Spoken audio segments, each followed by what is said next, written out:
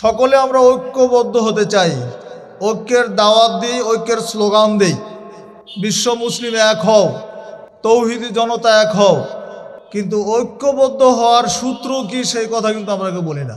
আমরা জানি কিন্তু জানলে আমরা মানি না, যার ফলে ঐক্যের শুধু স্লোগানই আমাদের সামনে থাকে, বাস্তবে কোনো ঐক্যবদ্ধ হওয়ার কোনো সুযোগ থাকে না। মুসলমানদের ঐক্যবদ্ধ হওয়ার ভিত্তি কি হবে? যদি সবাই মিলে যদি বলি যে আল্লাহর বিধানে যেটা আছে সেটাই সবাই মেনে নিব, সেদিন হবে চূড়ান্ত ঐক্য। এই ঐক্যটা হবে টেকসই ঐক্য। এই ঐক্যের মাধ্যমে বাংলার জমিনে ইসলামী খেলাফত প্রতিষ্ঠিত হবে ইনশাআল্লাহ। আহলে হাদিস আন্দোলন বাংলাদেশ, আসুন পবিত্র কুরআন ও সহিহ হাদিসের আলোকে জীবন গড়ি। আসসালামু আলাইকুম ওয়া রাহমাতুল্লাহি ওয়া বারাকাতুহু।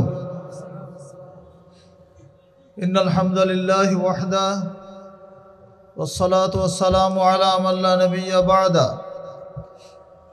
أما بعد فأعوذ بالله من الشيطان الرجيم واعتصموا بحبل الله جميعا ولا تفرقوا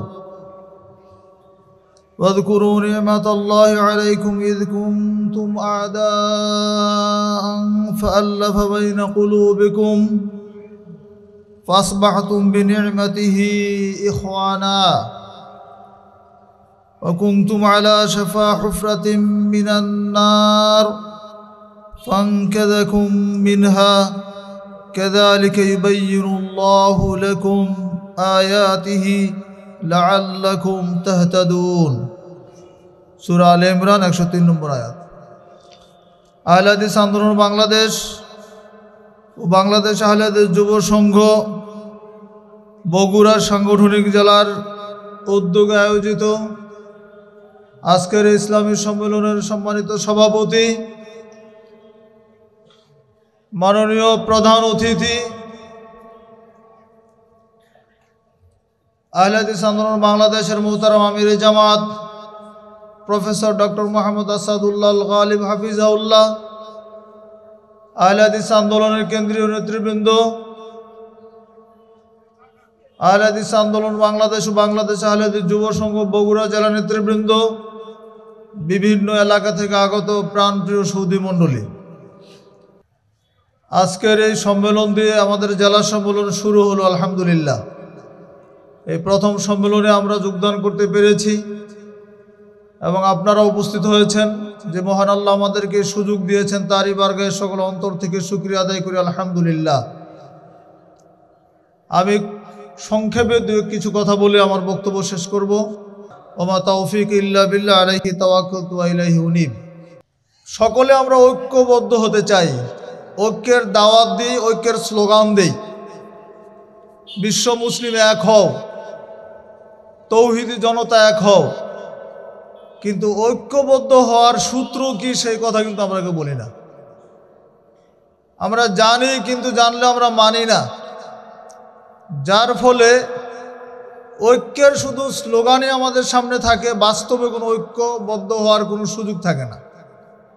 মুসলমানদের ঐক্যবদ্ধ হওয়ার ভিত্তি কি হবে? এই ভিত্তিটা আল্লাহ সুবহানাহু ওয়া তাআলা কোরআন মাজিদে উল্লেখ করে দিয়েছেন। শুধু বাংলাদেশের প্রেক্ষাপটে নয়, সারা বিশ্ব মুসলমানদের যে বর্তমান অবস্থা, সারা পৃথিবীর দিকে যদি তাকিয়ে দেখেন, আজকে সারা পৃথিবীতে মুসলমানরা নির্যাতিত হচ্ছে। অতি সম্প্রতি ফিলিস্তিনের যে ঘটনা আপনারা দেখেছেন, হাজার হাজার মানুষকে নির্মমভাবে হত্যা করা হয়েছে, বাস্তুচ্যুত হয়েছে লাখো লাখো মানুষ, যাদের একদিন সোনার সংসার ছিল, সুন্দর বাড়ি ছিল, সেখানে শুধুই ধ্বংসস্তূপ আর ধ্বংসস্তূপ। মায়ানমারের ইতিহাস আপনারা জানেন, কাশ্মীরের ইতিহাস জানেন, চীনের সিনজিয়ান প্রদেশে উইঘুর মুসলমানদের অবস্থা আপনারা জানেন। ইতিহাসের পাতা অনেক কিছু হারিয়ে যায়, আমরা ভুলে যাই। যখন যেটা সামনে আসে সেটা মনে হয়, পিছনেরটা আমরা ভুলে যাই। এটা হচ্ছে আমাদের নিয়ম। প্রত্যেকটা জায়গা মুসলমানদের উপর নির্যাতন হচ্ছে, নানাবিধ নির্যাতন। শুধু মুসলমানদের নির্যাতনের ইতিহাস বলতে গেলে সারা পৃথিবীতে মুসলমানরা যেভাবে নির্যাতিত হচ্ছে শুধু নির্যাতনের ইতিহাস বলতে গেলে লম্বা সময়ের প্রয়োজন। রাজনৈতিক প্রতিহিংসা তো আছেই। রাজনৈতিক প্রতিহিংসার আরেকটা অনন্য দৃষ্টান্ত হচ্ছে সুদান। আফ্রিকার অন্যতম একটা বৃহৎ রাষ্ট্র সুদান, 19 লক্ষ বর্গ কিলোমিটার যার আয়তন। বাংলাদেশের মতো 12-13টা বাংলাদেশ একত্রিত করলে একটা সুদানের সমান হবে। সেখানে ফিলিস্তিনের চাইতে বেশি মানুষ গত 2 বছরে নিহত হয়েছে। গত 2 বছরের সহিংসতায় 1.5 লক্ষ মানুষ প্রাণ হারিয়েছে। 1,20,00,000 মানুষ দেশ ছেড়ে পালিয়েছে। অত্যন্ত মর্মান্তিক অবস্থা সেখানে চলছে। রাজনৈতিক প্রতিহিংসা, গৃহযুদ্ধ বেঁধে গেছে। এগুলো পত্রপত্রিকা খুব একটা আসে না, খুব কম আসে। এই সব কিছুর মূলে যে সমস্যা সেটা হচ্ছে মুসলমানদের মধ্যে ঐক্য নেই। কি নেই? ঐক্য নেই। বাংলাদেশের মুসলমানদের মধ্যে কি ঐক্য আছে? এতগুলো ইসলামী দল হওয়ার কি প্রয়োজন ছিল যদি ঐক্য থাকতো? আমাদের আল্লাহ সুবহানাহু ওয়া তাআলা তো এক। আমাদের সংবিধান কয়টা? একটা। আমাদের রসুল কজন? একজন। আচ্ছা, সুন্নাহ কয়টা আমাদের? তাহলে দল এতগুলো হলো কেন? এটা একটা মৌলিক প্রশ্ন এবং খুবই প্রাসঙ্গিক একটা প্রশ্ন। এই প্রশ্নের সহজ উত্তর হচ্ছে, আমরা আল্লাহকে এক বলে মানি, আমরা রসুলকে এক নবী বলে আমাদের সর্বশেষ নবী এবং রসুল বলে স্বীকার করি, কিন্তু আমরা বিধান মানার ক্ষেত্রে আমরা এক জায়গায় নেই। আমরা আল্লাহর বিধান নিরপেক্ষভাবে মানি না এবং রসুল করিম সাল্লাল্লাহু আলাইহি ওয়াসাল্লামের যে তরিকা সেটা আমরা মানি না। নিজস্ব চিন্তা থেকে নিজেরা এক একটা মাযহাব, এক একটা তরিকা আবিষ্কার করে নিয়েছে, এক একটা মানহাজ নিজেরা তৈরি করেছে, যার ফলে মুসলমানদের মধ্যে অনৈক্য, এই অশান্তি, এই হানাহানি, এই মতবিরোধ চলছে। আল্লাহ সুবহানাহু ওয়া তাআলা যে আয়াতে কারিমা তিলাওয়াত করেছি, এই আয়াতের মধ্যে ঐক্যের এই ভিত্তিটার কথাই বলে দিয়েছেন। কি বলেছেন? আউযু বিল্লাহি মিনাশ শাইতানির রাজিম ওয়াতাসিমু বিহাবলিল্লাহি জামিআ ওয়া লা তাফাররাকু। এই দুনিয়ার মুসলমানরা শুনে রেখো, তোমরা সম্মিলিতভাবে, ঐক্যবদ্ধভাবে আল্লাহর রজ্জুকে তোমরা ধারণ করো। আল্লাহর রজ্জুকে ধারণ করার মাধ্যমে, আল্লাহর বিধানকে ধারণ করার মাধ্যমে তোমরা ঐক্যবদ্ধ হও। ওয়ালা তাফাররাকু, তোমরা বিভক্ত হয়ে যাও না, তোমরা যেন ভাগ ভাগ হয়ে না যাও। আল্লাহর বিধানকে তোমরা ধরে ঐক্যবদ্ধ হও। ওয়াযকুরু নি'মাতাল্লাহি আলাইকুম, স্মরণ করো তোমাদের উপর আল্লাহর নেয়ামতকে। ইয কুনতুম আদা, তোমরা ছিলে পরস্পরের শত্রু। ফাআল্লাফা বাইনা কুলুবিকুম, আল্লাহ তোমাদের অন্তরগুলির মধ্যে ভালোবাসার সঞ্চার করে দিয়েছেন, অন্তরগুলো পরিবর্তন করে দিয়েছেন। ফাসবাহতুম বিনি'মাতিহি ইখওয়ানা, তখন তোমরা আল্লাহর বিশেষ অনুগ্রহে তোমরা ভাই ভাই হয়ে গেলে। সুবহানাল্লাহ। ওয়া কুনতুম আলা শাফা হুফরাতিন মিনান নার ফানকাযাকুম মিনহা, তোমরা তো ছিলে আগুনের গর্তের এক কিনারায়, সেখান থেকে আল্লাহ তোমাদেরকে রক্ষা করেছেন, বাঁচিয়েছেন। কাযালিকা ইউবাইয়িনুল্লাহু লাকুম আয়াতিহি, এমনিভাবে আল্লাহ তোমাদের জন্য তার আয়াতগুলো বর্ণনা করেন, তার আয়াতগুলো তিনি এইভাবে বর্ণনা করেন। লাআল্লাকুম তাহতাদুন, যেন তোমরা হেদায়েত প্রাপ্ত হতে পারো, যেন তোমরা সুপথ লাভ করতে পারো, জান্নাতের রাস্তা খুঁজে পাও। এই আয়াতই হচ্ছে ঐক্যের মূল ভিত্তি। এই আয়াতের মধ্যেই বলে দেওয়া হয়েছে ঐক্যবদ্ধ হতে হবে আল্লাহর বিধানকে মেনে। আল্লাহর বিধানের বাইরে গিয়ে ঐক্য হওয়ার কোনো সুযোগ নেই। সব দলে ঐক্য চায়, প্রত্যেকটা দলই তার তরিকা মতো ঐক্য চায়। যে যেই দল অনুসরণ করে সে তারটাকে মনে করে নিয়েছে আমারটা সবচাইতে ভালো দল, আমারটা জান্নাতের দল। অনেকে জান্নাতের সার্টিফিকেট পর্যন্ত দুনিয়াতে দিচ্ছে, জাহাজে উঠতে পারলে নাকি জান্নাতে যাওয়া যাবে। শোনেন না আপনারা? এইরকম দল বাংলাদেশে আছে না? রাজনৈতিক ক্ষেত্রে বলেন, এত বড় মতবিরোধ কেন? রাজনীতি কিভাবে করতে হবে এটা কি ইসলাম বলে নাই? ইসলাম কি শিরকের সাথে আপোষ করতে বলেছে?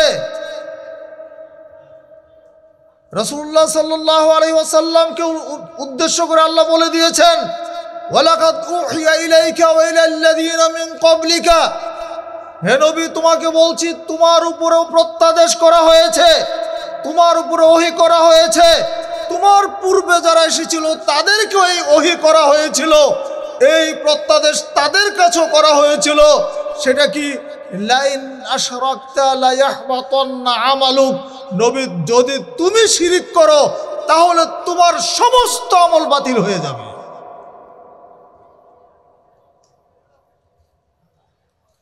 রাসূল সাল্লাল্লাহু আলাইহি ওয়াসাল্লাম শিরিক করলে যদি আমল বাতিল হয়ে যায়, আপনি আমি শিরিক করলে কি আমল টিকে থাকবে? পৃথিবীর সবচাইতে বড় শিরিক কোনটা বলেন তো? কোনটা? মূর্তি পূজা না? মূর্তি পূজা তো নাকি? এই মূর্তির বিরুদ্ধে তো আন্দোলন ছিল। এই মূর্তি তো রাসূল সাল্লাল্লাহু আলাইহি ওয়াসাল্লাম মক্কা বিজয়ের দিন ভেঙেছিলেন। এই নির্দেশে তিনি আলীকে দিয়েছিলেন, আলী তুমি যেখানে যাও উঁচু কবর পেলে তুমি সেগুলিকে সমান করে দিবে, আর যত মূর্তি পাবে ভেঙে খান খান করে দিবে। এই নির্দেশ আল্লাহ নবী আলীকে দিয়েছিলেন। আমরা মূর্তি ভাঙ্গার নির্দেশ দিচ্ছি না, রাষ্ট্রীয় ব্যাপার, কিন্তু তাই বলে মুসলমানরা কি মূর্তি পূজা করতে পারবে? বলেন, মুসলমানরা মূর্তি পাহারা দিতে পারবে? এবছর আমরা দেখি নাই। দেখেছেন তো? কেন দেখেছেন? এইটা হচ্ছে আপোষকামী মনোভাব, যে আমাকে যে কোনো মূল্যে আমাকে কাঙ্ক্ষিত জায়গায় যেতে হবে। তো ইসলামকে আপোষ করতে বলেছে? বাতিলের সাথে আপোষ করা যাবে? যদি বাতিলের সাথে আপোষ করাই যেত, তাহলে ইসলামের প্রথম যুগে যে সমস্ত সাহাবীরা নির্যাতন ভোগ করেছিলেন, এত নির্যাতন তারা করেছিলেন, এত নির্যাতন তারা ভোগ করেছিলেন, কই তারাও তো আপোষ করলে পারতেন। তাদেরকে তো আপোষের কথাই বলা হয়েছিল, লাত উজ্জার ইবাদতের কথা বলা হয়েছিল। সেদিন তো তারা লাত উজ্জার ইবাদত করেন নাই। সেই নির্যাতিত সাহাবীদের ইতিহাস কি আমরা জানি না? বিলাল রাদিয়াল্লাহু আনহু যদি শুধু লাত উজ্জার কথা বলতেন, উমাইয়া তো তাকে এইভাবে নির্যাতন করতো না। লা তাযালু হাকাযা হাত্তা তামুতা আও তাকফুরা মুহাম্মদ আও তা'বুদাল্লাহ ওয়াল উজ্জা। বিলালকে নির্যাতন করা হচ্ছে প্রচন্ড রৌদ্রের মধ্যে, বিশাল একটা পাথর তার বুকের মধ্যে চাপা দিয়ে তাকে শাস্তি দেওয়া হচ্ছে, আর বলা হচ্ছে এইভাবে তুমি মৃত্যু পর্যন্ত থাকবে, এটাই তোমার শাস্তি। যদি মৃত্যু এই শাস্তি থেকে বাঁচতে চাও তাহলে তুমি তাকফুরা মুহাম্মদ, মুহাম্মদকে অস্বীকার করো, ওয়া তা'বুদাল্লাহ ওয়াল উজ্জা, লাত উজ্জার তুমি ইবাদত করো। যে মূর্তিগুলোর ইবাদত আমরা করছি, যে প্রতিমাগুলোকে আমরা প্রভু বানিয়ে নিয়েছি, এইগুলো তুমি মেনে নাও, তাহলে বিলাল তোমার কোনো ক্ষতি হবে না, তোমার কোনো উপর কোনো নির্যাতন করা হবে না। সেদিন কি বিলাল রাদিয়াল্লাহু আনহু এই প্রস্তাবে রাজি হয়েছিলেন? কি বলেছিলেন তিনি?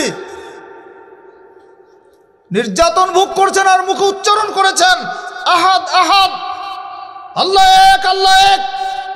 তাওহীদের এত দৃঢ় মনোবল তাদের মধ্যে ছিল, জীবন বিলিয়ে দিয়েছেন, তাওহীদ থেকে এক চুল পরিমাণ বিচ্যুত হন নাই। ইতিহাস কি ভুলে গেছেন নাকি? ক্ষমতার জন্য এইভাবে নিজেদের আদর্শকে জলাঞ্জলি দিতে হবে, এই শিক্ষা আপনাকে আমায় কোন ইসলাম দিয়েছে?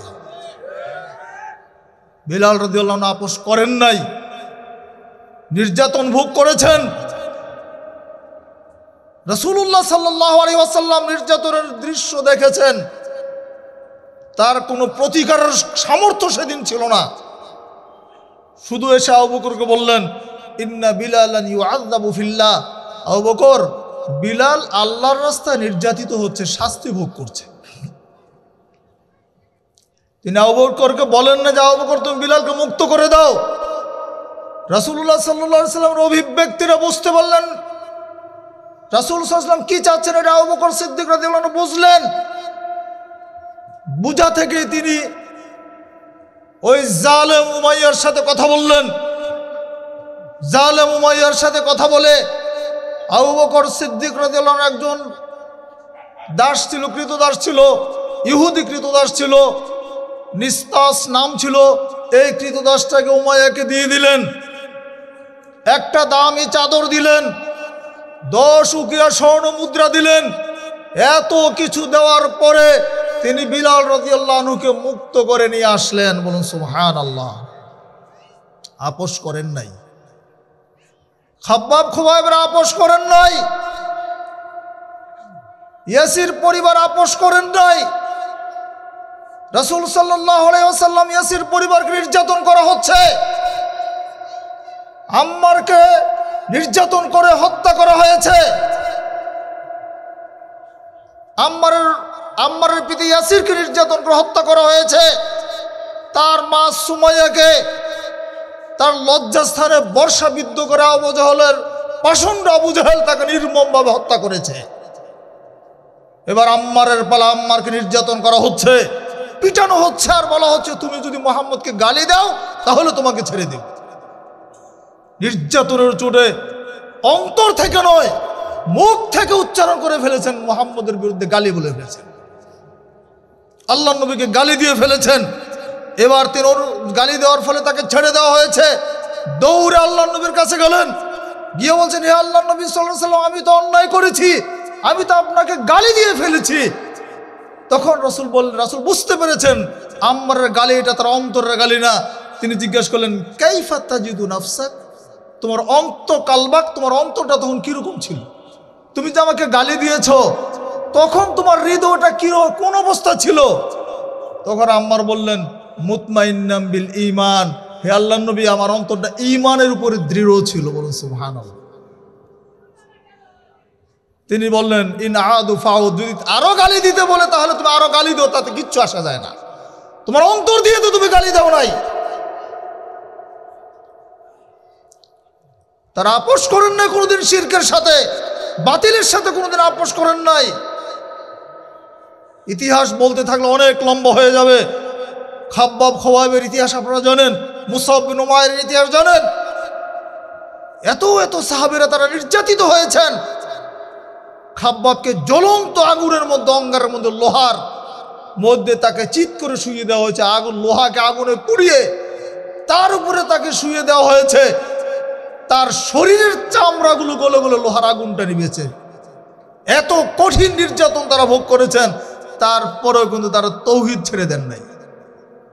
কে শিক্ষা দিয়েছে আপনাকে পার্লামেন্টে ইসলাম কায়েম করতে হবে শিরকের সাথে আপোষ করে? এটা ইসলাম নয়, এটা ধোঁকাবাজি ছাড়া কিছু নয়। আপোষহীন থাকতে হবে। একজন মানুষও যদি থাকেন তৌহিদের পক্ষে জীবন দিবেন, শিরকের সাথে কোনোদিন আপোষ করা চলবে না। এই চেতনাধারী মুসলমান তৈরি করার জন্য আহলে হাদিস আন্দোলন কাজ করে যাচ্ছে। একদল চেতনা সম্পন্ন মানুষ আমরা চাই, একদল সত্যিকারের তৌহিদবাদী মানুষ আমরা তৈরি করতে চাই, যারা জীবন দিবে, কোনোদিন বাতিলের সাথে শিরকের সাথে আপোষ করবে না। ইসলামী খেলাফত আমাদের সামনে, ইসলামী খেলাফতের ইতিহাস আমাদের সামনে, কিন্তু আমরা সেখান থেকে শিক্ষা গ্রহণ করি না। তারা কখনো ক্ষমতায় যেতে চান নাই, তাদেরকে ডেকে এনে ক্ষমতায় বসানোর চেষ্টা করা হয়েছে। হযরত আলী রাদিয়াল্লাহু আনহু ক্ষমতায় বসানো হবে এই ভয়ে তিনি ঘরের ভিতরে গিয়ে দরজা বন্ধ করে দিয়ে থাকলেন। দরজা থেকে দরজা ধাক্কিয়ে তাকে তার ঘর থেকে বের করে এনে ইসলামী খেলাফতের আমির বানানো হয়েছিল। কোথায় সেই শিক্ষা? বন্ধুরা আমার, মৌলিক যে বিষয় সেটা হচ্ছে বাতিল পথ দিয়ে কোনোদিন হক প্রতিষ্ঠিত হবে না। পদ্ধতিটা যখন বাতিল, এখানে হক প্রতিষ্ঠার কোনো সুযোগ নেই। এজন্য আমরা আওয়াজ তুলতে চাই, এই পৃথিবীতে যদি শান্তি প্রতিষ্ঠা করতে চাই, বাংলার জমিনে যদি শান্তি প্রতিষ্ঠা আমরা আশা করি, তাহলে ইসলামী খেলাফতের বিকল্প কোনো পথ নেই। ইসলামী খেলাফতই চূড়ান্ত শান্তির একমাত্র পথের বাইরে কোনো পথ নেই। সেটা কোন দিন প্রতিষ্ঠিত হবে, কোন সময় হবে, আজ থেকে 50 বছর হবে, 100 বছর পরে হবে, 1000 বছর পরে হবে, সেটার দায়িত্ব হচ্ছে আল্লাহ সুবহানাহু ওয়া তাআলা। সেই দায়িত্বের ঠিকাদারি আমরা নেই যে এখনই আমাকে করতে হবে। আমরা আল্লাহর উপর ঈমান এনেছি, আল্লাহর বিধানকে যদি আমরা মেনে নেই, আল্লাহর বিধানকে যদি অভ্রান্ত সত্যের একমাত্র উৎস মনে করি, এর বাইরে যাওয়ার কোনো সুযোগ কোনো মুসলমানের নেই। আহলে হাদিস আন্দোলন বাংলাদেশ এই মৌলিক শিক্ষাটাই জাতিকে দিতে চায় যে তোমরা যতই চিন্তা করো, তোমাদের মস্তিষ্ক দিয়ে কোনোদিন বিধান রচিত হবে না। স্রষ্টা যিনি, বিধান চলবে তার। সৃষ্টি করেছেন যিনি, সংবিধান হচ্ছে তার। তার বিধান অনুযায়ী সব চলবে। ছোট্ট একটা পরিবারও তার বিধান অনুযায়ী চলতে হয়, আর এত বড় একটা রাষ্ট্র চলবে আপনি নিজের মন মতো। বন্ধুরা আমার, আলোচনার দীর্ঘায়িত করতে চাচ্ছি না, মৌলিক দুই একটা কথা আপনাদেরকে স্মরণ করে দিচ্ছি। ঐক্যবদ্ধ যদি হতে হয় চাই, ঐক্যের মূল ভিত্তিটা হচ্ছে আল্লাহর বিধান। হাবলুল্লাহর ভিত্তিতে ঐক্য হবে, আব্দুল্লাহর ভিত্তিতে কোনোদিন ঐক্য হবে না। ব্যক্তি কেন্দ্রিক কোনো ঐক্য আমরা চাই না, আমরা বিধান কেন্দ্রিক ঐক্য চাই। কি আপনারা আমার সাথে একমত না? আমি ব্যক্তির সাথে এক হবেন, অমুকজন অমুক ব্যক্তির সাথে এক হবে, এটার নাম ঐক্য নয়। যদি সবাই মিলে যদি বলি যে না, আল্লাহর বিধানে যেটা আছে সেটাই সবাই মেনে নিব, সেদিন হবে চূড়ান্ত ঐক্য। এই ঐক্যটা হবে টেকসই ঐক্য। এই ঐক্যের মাধ্যমে বাংলার জমিনে ইসলামী খেলাফত প্রতিষ্ঠিত হবে ইনশাআল্লাহ। যতদিন বাংলার মুসলমানরা ইসলামী সংগঠনগুলো এই জায়গায় আসতে না পারবে, ততদিন পর্যন্ত ক্ষতির মধ্যে থাকতে হবে। ততদিন পর্যন্ত ইসলামকে তারা বিজয়ী আসনে নিতে পারবে না, পারবে না, পারবে না। আল্লাহর বিধানের বাইরে গিয়ে কোনো দিন ও কল্যাণ প্রতিষ্ঠা করার কোনো সুযোগ নেই। অতএব আমাদের সবাইকে এই বিষয়টি বোঝার চেষ্টা করতে হবে যে আমরা কি বলতে চাচ্ছি, হকটা কোথায় আছে। কুলিল হাক্কু মির রাব্বিকুম ফামান শাআ ফালিউমিন ওয়া মান শাআ ফালিয়াকফুর ইন্না আ'তাদনা লিয-যালিমিনা নারা। ১৫০০ বছর আগেই আল্লাহ সুবহানাহু ওয়া তাআলার দ্ব্যর্থহীন ঘোষণা আমাদের সামনে আছে। তিনি নবীকে বলে দিয়েছেন, নবী তুমি জানিয়ে দাও, আল হাক্কু মির রাব্বিকুম, হক আসে তোমার প্রভুর পক্ষ থেকে। হক কোথা থেকে আসে? আল্লাহর কাছ থেকে, তাই না? হক কি পার্লামেন্ট থেকে আসে? হক মানুষের মাথা থেকে আসে না, হক জাতিসংঘ থেকে আসে না, বাংলাদেশের পার্লামেন্ট থেকে আসে না। হক আসে আল্লাহর কাছ থেকে। আল্লাহ বলে দিয়েছেন ফামান শাআ ফালিউমিন, যার ইচ্ছা সেটার প্রতি ঈমান আনুক, ওয়া মান শাআ ফালিয়াকফুর, আর যে চায় এটাকে অস্বীকার করুক। ইন্না আ'তাদনা লিয-যালিমিনা নারা, সাবধান করে তিনি দিয়ে বলছেন নিশ্চয় আমরা জালেমদের জন্য, যারা হককে অস্বীকার করবে, আল্লাহর বিধানকে যারা অস্বীকার করবে, তাদের জন্য আমরা জাহান্নাম প্রস্তুত করে রেখেছি। তাহলে হক হচ্ছে আল্লাহর পক্ষ থেকে আসা বিধান। এইটা না যদি মানেন, যদি এটাকে অস্বীকার করা হয়, তাহলে আমরা হয়ে যাব জালেম। আর জালেমদের ঠিকানা কোথায়? জাহান্নাম। অতএব এই বিষয়গুলো আমাদের খেয়াল রাখতে হবে। এই বিষয়গুলি খেয়াল রেখে আমরা সামনের দিকে এগিয়ে যাব ইনশাআল্লাহ। আমি সবশেষে আপনাদের সবাইকে আবার আন্তরিক ধন্যবাদ জানাচ্ছি। সংক্ষিপ্তভাবে যে কথাটা বোঝানোর চেষ্টা করেছি, ঐক্যের ভিত্তি একটাই, সেটা হচ্ছে আল্লাহর বিধান। আপনিও সহিহ হাদিস মানেন, আমিও সহিহ হাদিস মানি, তাহলে মাযহাব দুইটা হবে না। আমরা বলছি সহিহ হাদিস, সহিহ হাদিসের সাথে কোনো দ্বন্দ্ব নেই। যদি আপনি জয়ীফ হাদিস মানেন, আমি সহিহ হাদিস মানি, তাহলে দ্বন্দ্ব হবে। কোনো একটা বিষয় যদি জয়ীফ হাদিস থাকে, একই বিষয়ে সহিহ হাদিস থাকলে আপনি কোনটা মানবেন? বলেন, সহিহ মানবেন না? সহিহ হাদিসে যদি দুই রকম আমল থাকে, দুই রকম আমলও চলবে, সমস্যা নাই। কিন্তু যদি সহিহ হাদিসে একরকম আমল থাকে আর জয়ীফ জাল হাদিসের মধ্যে অন্যরকম আমল থাকে, অবশ্যই জয়ীফ এবং জাল হাদিসের আমলটা ছেড়ে দিতে হবে, সহিহ হাদিসের আমলটা মেনে নিতে হবে। যদি আপনার মানসিকতা এরকম হয়, আমারটাও যদি এরকম হয়, তাহলে দেখবেন আপনার আমার মধ্যে আর কোনো দলাদলি থাকবে না, আর মসজিদ ভাঙ্গাভাঙ্গি হবে না, আর মাদ্রাসায় হামলা হবে না। বাংলাদেশের আলেম ওলামা যারা আছেন, বিভিন্ন তরিকার আলেম ওলামা যারা আছেন, তারা মন্দির পাহারা দেন ঠিকই, কিন্তু আহলে হাদিসদের মসজিদে হামলা করে। কত জঘন্য! আহলে হাদিসের মাদ্রাসা বন্ধ করে দেয়, আহলে হাদিসের মাহফিল বন্ধ করার জন্য আবেদন করে। আগামী 2 দিন পরে পঞ্চগড়ে এক মাহফিল, সেটার জন্য সেখানে তারা আবেদন করেছে। যাকে আমরা ওসি সাহেবের সাথে কথা বলার পরে সেই অনুমতি আবার পাওয়া গেছে। তাহলে এখনো আমি ওসি সাহেবকে বলেছি, দেখেন, যে দেশের মুসলমানরা মন্দির পাহারা দেয়, যে সময় হিন্দুদের পূজা মণ্ডপ মুসলমানরা দাড়ি টুপিওয়ালারা পাহারা দেয়, সেই সময়ে আহলে হাদিসদের মাহফিল বন্ধ হবে, এটা কি করে সম্ভব হতে পারে আপনি বলেন? আলহামদুলিল্লাহ ওসি সাহেব বুঝেছেন বিষয়টা, বুঝার পরে দুই পক্ষকে ডেকে অনুমতি দিয়েছেন যে মাহফিল হবে ইনশাআল্লাহ। বন্ধুরা আমার, যেখানে প্রতিবন্ধকতা আসবে সেখানে সবাইকে প্রতিরোধ করে তুলতে হবে। প্রশাসনে যাবেন, ওসি সাহেবের কাছে যাবেন, এসপি সাহেবের কাছে যাবেন, ডিসি সাহেবের কাছে যাবেন। বাংলার জমিনে আহলে হাদিসদের একটি প্রোগ্রাম যেন বন্ধ করতে না পারে, সেই জন্য সজাগ সচেতন থাকতে হবে আমাদেরকে। এই জন্য ঐক্যবদ্ধভাবে কাজ করতে হবে। একা একা থাকলে পারবেন না, এই জন্য সংগঠন লাগে। ঐক্যবদ্ধ শক্তি নিয়ে ময়দানে কাজ করবেন, সাহসের সাথে কাজ করবেন, বীরের মতো ময়দানে কাজ করে যাবেন। কাপুরুষের মতো একা একা আপনি মেয়র করে একদিক দিয়ে পালিয়ে যাবেন, এটার নাম সংগঠন নয়। সবাইকে আবার উদাত্ত আহ্বান জানাচ্ছি ঐক্যবদ্ধভাবে কাজ করার জন্য, জামাতবদ্ধ জীবনে এগিয়ে আসার জন্য, এবং ঐক্যের ভিত্তি বলে আমরা ঐক্যবদ্ধ হয়ে সত্যিকার অর্থে আমরা যেন আল্লাহর বিধানকে মেনে আমরা ঐক্যবদ্ধ হতে পারি। আল্লাহ সুবহানাহু ওয়া তাআলা আমাদের সেই তৌফিক দান করুন, আমিন। সবশেষে আমরা আহলে হাদিস আন্দোলন বাংলাদেশ বগুড়া জেলা এবং বাংলাদেশ আহলে হাদিস যুব সংঘ বগুড়া জেলার নেতৃবৃন্দকে কেন্দ্রের পক্ষ থেকে আন্তরিক ধন্যবাদ জানাচ্ছি।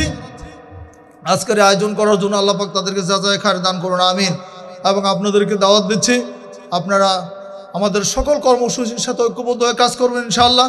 এবং আগামী ইজতেমা রাজশাহীতে আমরা আশা করছি ফেব্রুয়ারিতে হবে, 12 তারিখে। যদি রাজনৈতিক প্রেক্ষাপটের কারণে কম বিষয়, এটা আমরা জানাবো, সেখানে এবারও আপনারা স্বতঃস্ফূর্তভাবে অংশগ্রহণ করবেন ইনশাআল্লাহ। আর সবশেষে মাসিক তাহরিক পত্রিকার আপনারা অনেকেই গ্রাহক পাঠক আছেন, সবার কাছে বিনীত অনুরোধ থাকবে প্রত্যেকে তাহরিকের পাঠক হয়ে যাবেন ইনশাআল্লাহ। তাহরিক আপনার ঘরে একজন মুফতির কাজ করবে, আপনাকে প্রতিনিয়ত গাইড করবে আপনার চলার জন্য। এই জন্য প্রত্যেকে তাহরিকের গ্রাহক হওয়ার জন্য অনুরোধ জানাচ্ছি। যারা এজেন্ট হওয়ার, আমাদের এখানে বুক স্টোর আছে, সেখানে আপনার নাম লিখিয়ে দিবেন, এজেন্ট হতে পারবেন। অন্তত 5 কপির এজেন্ট, 5 কপির কমপক্ষে 5 কপি নিলে আপনি এজেন্সি পাবেন ইনশাআল্লাহ। এইভাবে দাওয়াতি ময়দানে কাজ করার জন্য উদাত্ত আহ্বান জানিয়ে আমি আমার বক্তব্য এখানে শেষ করছি।